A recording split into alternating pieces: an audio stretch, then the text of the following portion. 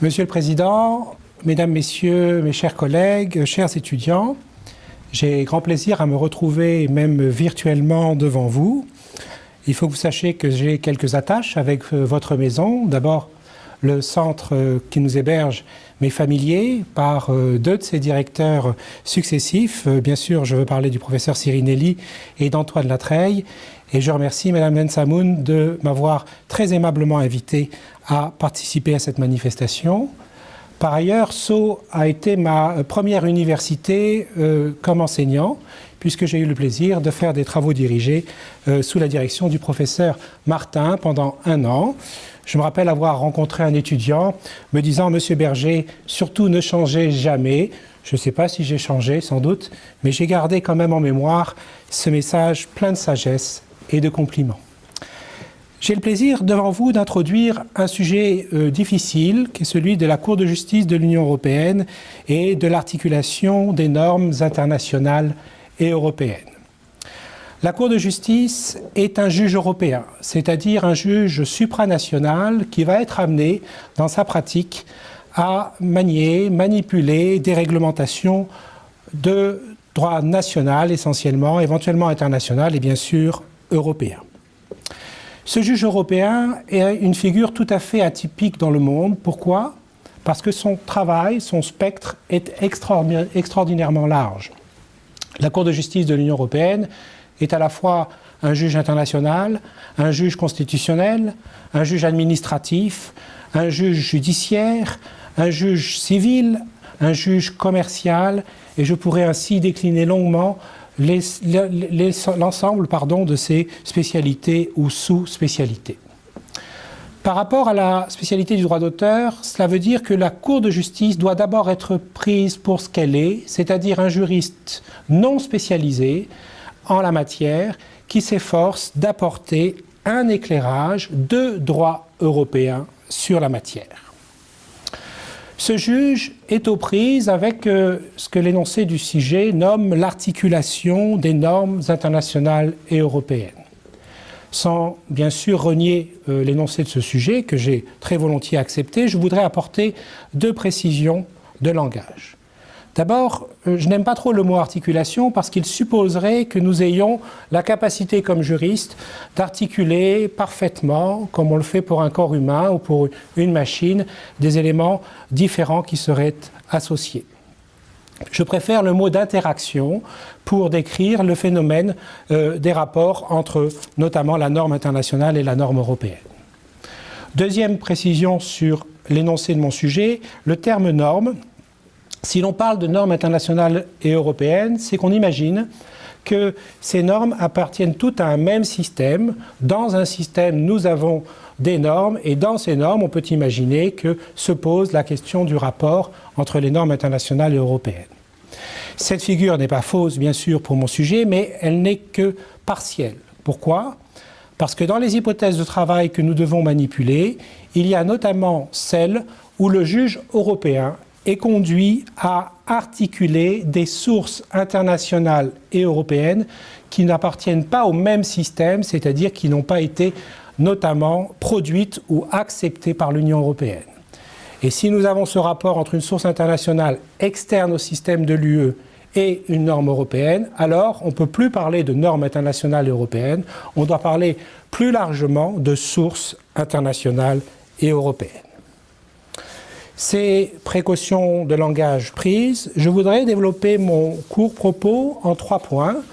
Je voudrais d'abord essayer de dégager les principes de ces interactions entre les sources internationales et européennes du droit d'auteur. Ensuite, je voudrais détailler la pratique qui a été celle de la Cour de justice dans ce domaine.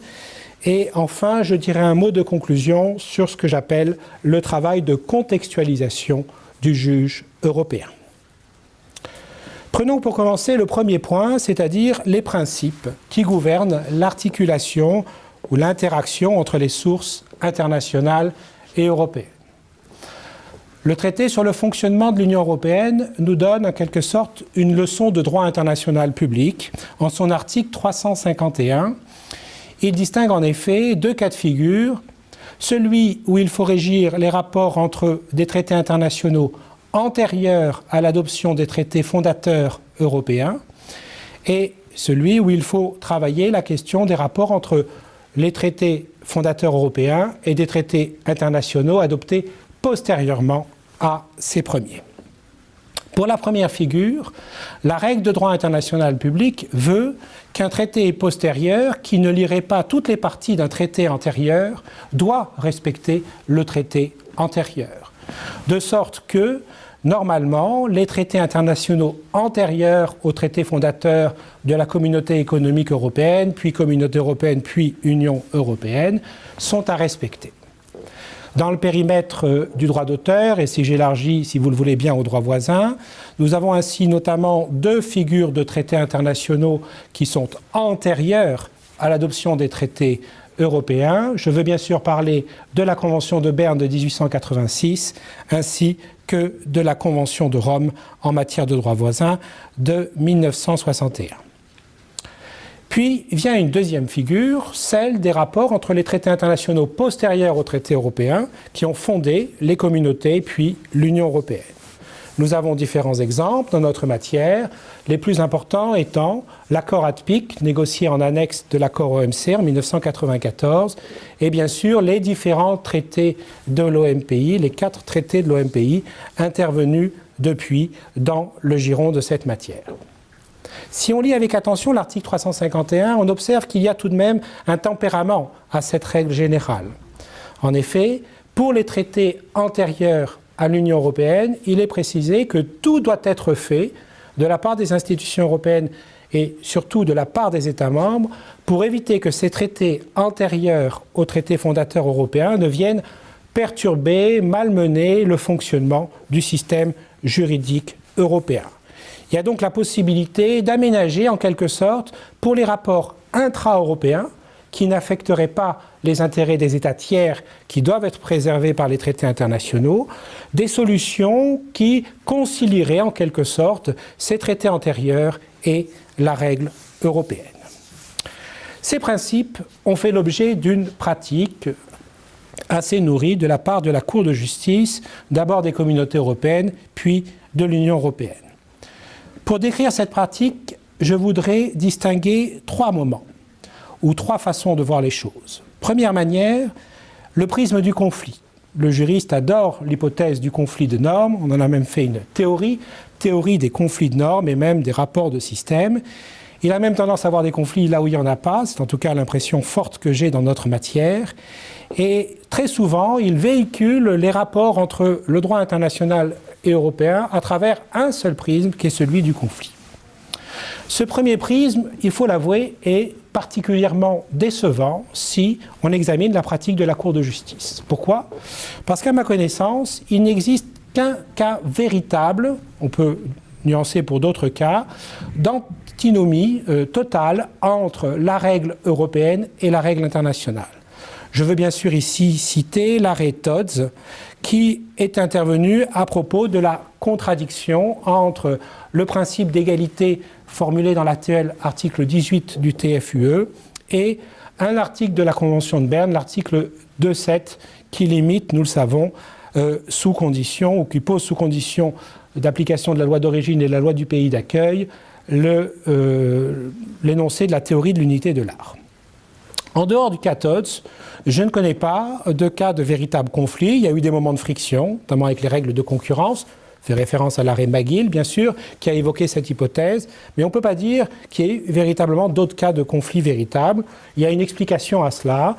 Il ne faut pas oublier que le droit européen s'est construit largement sur le socle du droit international en la matière, qu'il a cherché en quelque sorte à relever par un niveau supérieur de protection. Et donc jamais le droit européen n'est rentré dans une logique frontale de conflit avec le droit international. Ça n'avait pas de sens. Il lui fallait respecter un état des lieux, y compris pour des textes internationaux étrangers à son système juridique. Deuxième figure de la pratique qui m'intéresse, c'est celle où le juge européen va jouer un rôle conciliateur entre les normes internationales et européennes ou les sources internationales et européennes. Je dois vous dire que ici, la pratique du juge européen est une pratique ordinaire d'un juge international. Dans la Convention de Vienne sur le droit des traités, vous avez l'énoncé d'un certain nombre de principes d'interprétation.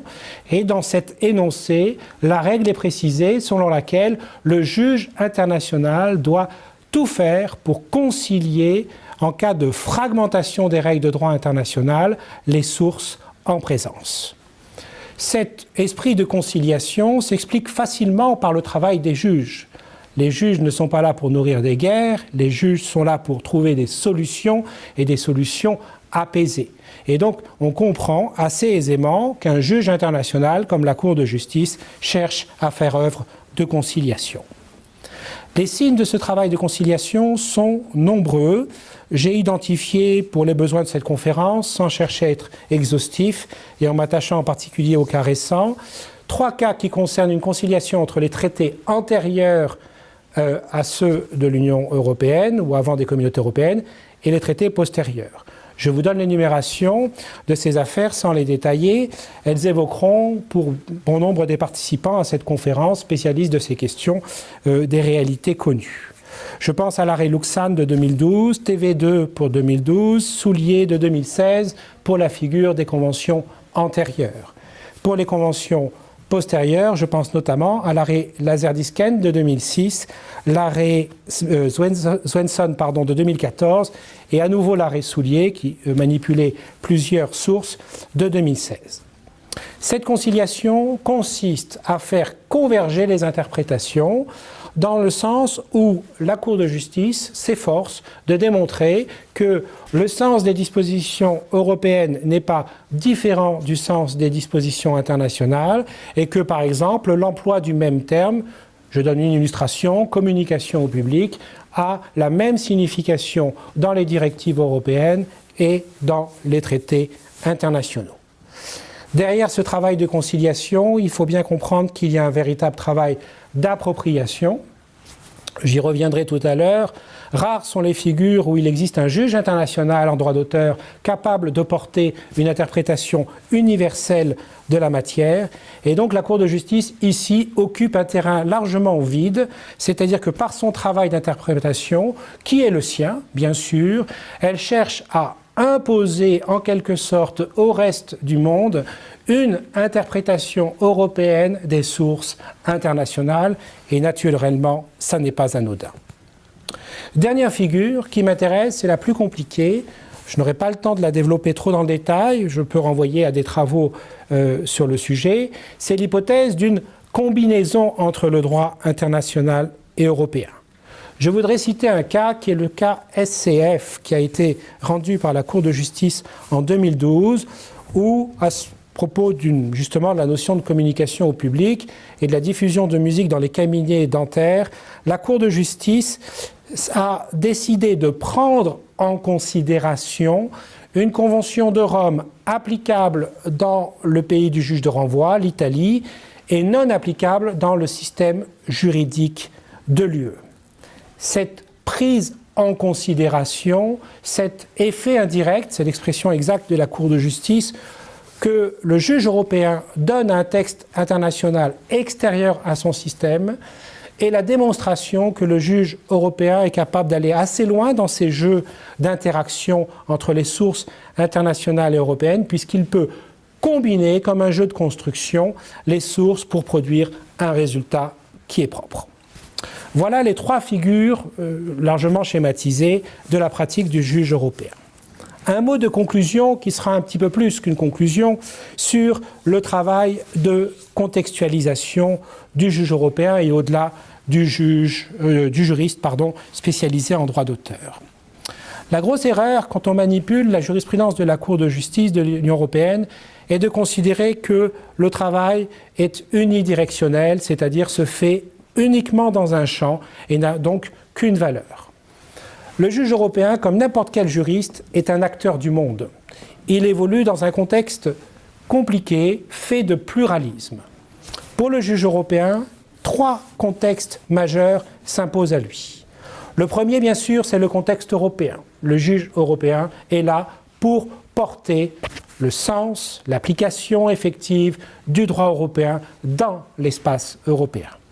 De ce premier point de vue, je considère que la pratique décisionnelle de la Cour de justice sur ces rapports d'articulation et d'interaction internationale européens est une pratique qui est de faible ou de relative valeur ajoutée.